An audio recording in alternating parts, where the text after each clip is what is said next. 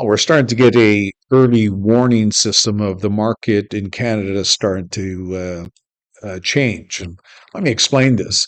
One of the things that I looked at everything, right, about how to allocate capital, and I came across two services that were or have been around a very long time. And one of them is Lowery's, and the other one is Dow Theory. Dow Theory, I'll probably talk about in the future. But what's interesting to simplify is that when they were studying the markets and really, what was occurring in the markets between 29 and 32, and it wasn't that the market peaked in 1929 and collapsed. There was an erosion, right? I mean, markets erode over a period of time, and it's usually the strong large cap that usually peak last and then they roll over. So one of the things that I wanted to do was to take and converge, right? The model that I had, the Teltam model, the economic long wave model for Canada, takes everything into account. The foundation is the Kondratev cycle, then the great design by Martin Pring, who has a long wave model. But I brought other elements into it to make it as good as possible. Uh, there's not a Dow theory, but there is a system that Lowry's alludes to. And in simplicity, it's this. Usually you have a breakdown of the venture index first, then the small cap, then the mid cap, then the large cap market. Does that make sense, right? Because usually the most speculative are usually rolling over first. And then what is there last is the large cap and then the market. So it's not everything peaks at the top. That's maybe a belief. So I wanted to do this quick video, and here's the venture index, and I was looking at it.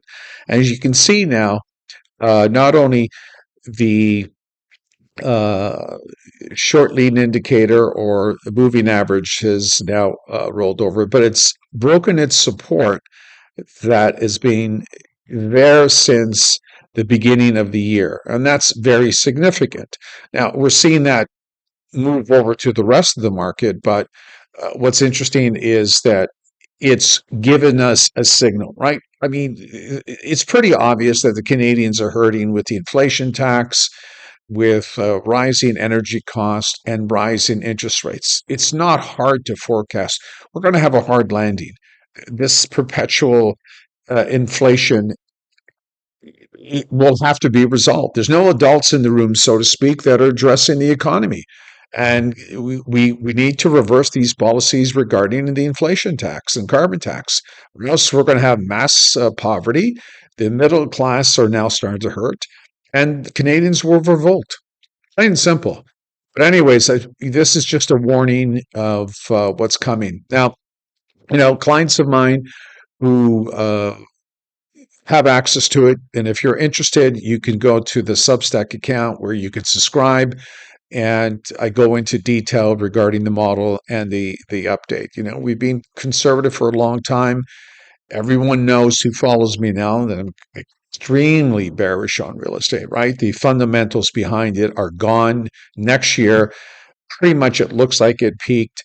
But if you want insights into that and you like this, consider subscribing to Substack. And the model is back tested, and I used it more in the 28 to forecast a 28 collapse, more than a 2000. 2000, I was more of a value investor, but I eluded the time I was an investor or advisor to step back from the markets, right?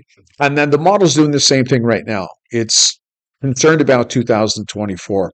So again, if you like this type of insight, consider subscribing to my Substack, and you'll have more insight to what's coming, especially if economic winter is knocking on our door in 2024.